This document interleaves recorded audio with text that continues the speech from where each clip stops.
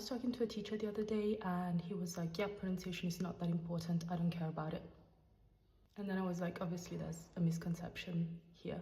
Let's see if we can find out where the problem is. So it's like, can you elaborate on that? He was like, yeah, I mean, it's very disconnected, like I never do the exercises in the book. I don't think it's that important because my students just need to be able to communicate.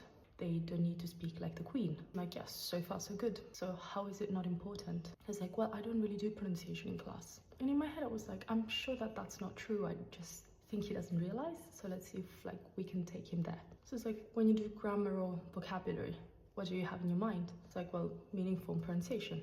Like, yeah, pronunciation. When you do listening activities, you have decoding, which is receptive pronunciation. You work on connected speech features. And when students are reading, they have a voice in their head, even if they're not reading aloud. And when they speak, sometimes there's a breakdown in communication because they're not clear.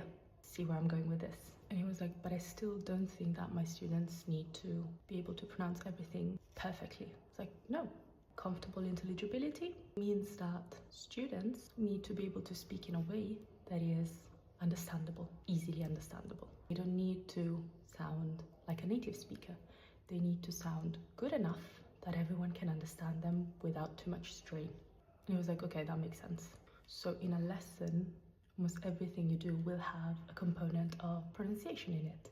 Pronunciation should be integrated. I agree with him when he says that he doesn't like the course book because it's separated and it doesn't really make sense to teach pronunciation as a separate thing when it's literally part of 90% of what we do in class.